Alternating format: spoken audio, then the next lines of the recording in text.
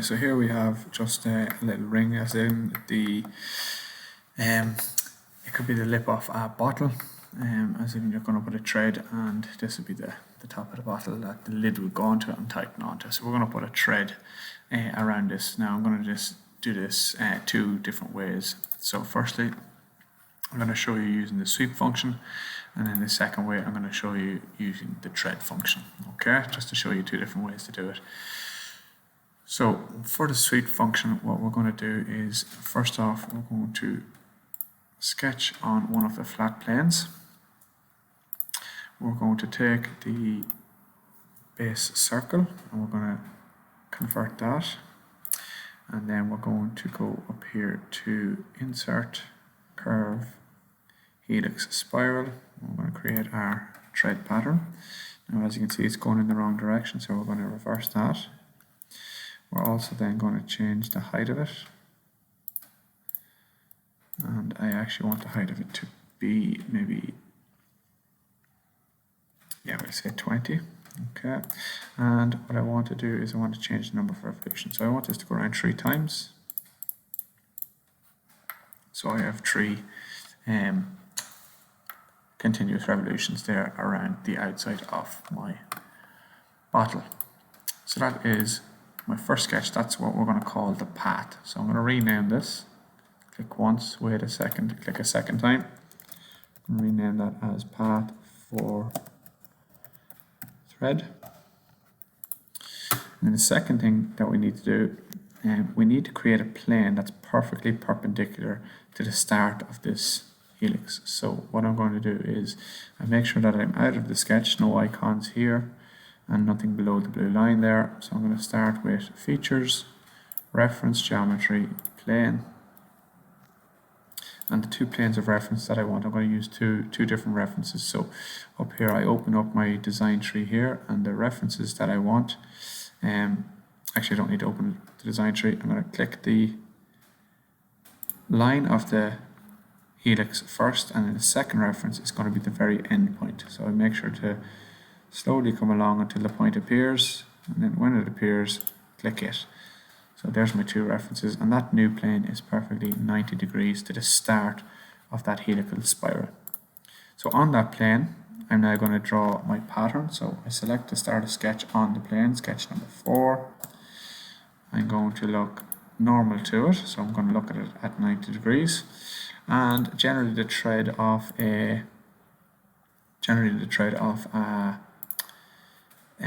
bottle is in a triangular shape. So we can do this 2 ways. We can draw the triangle by using line, okay, or the way that I like to do it is by using polygon.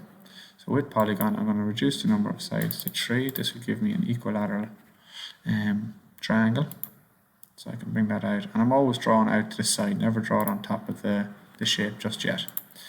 Then I'm going to smart dimension this to have my distance between here and here to be 2 millimeters.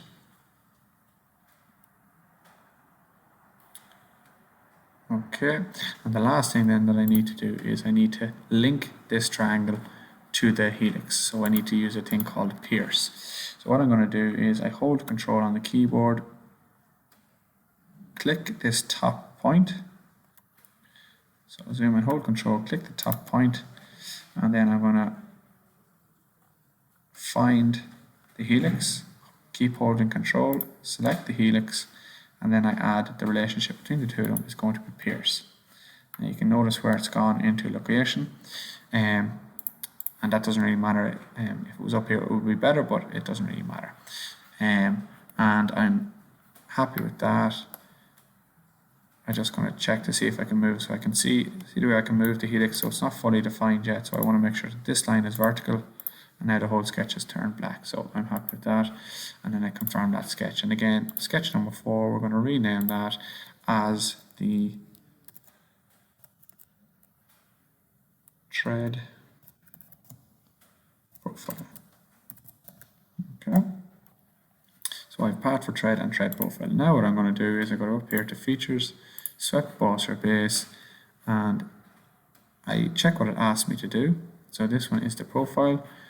I'm going to open it up the design tree here to make sure I put it in right.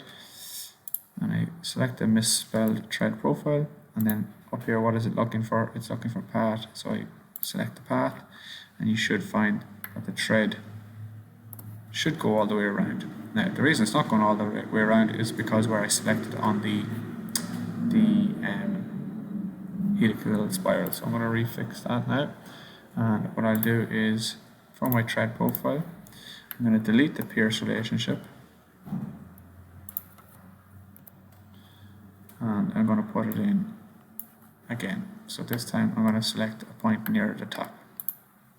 So I select the top point, hold Control, and then select the thread, or the path higher or closer to the top. And then what I'll do is pierce the two of them, and you can see it's moved into position there. So I confirm that. So now I'm happier with that position. I can go again at swept, boss, or brace. The profile, I can this time either select a sketch and then select the path, and you'll notice it goes all the way around. Now when I'm doing the next thread, what I'm going to do is I will make it slightly bigger, because we don't want them touching identically. We want a little gap between them, because that's real life. So that's your thread. Again, that could be a screw, a bolt, or a spring of a coil. Just change the profile and you get your shape. Okay.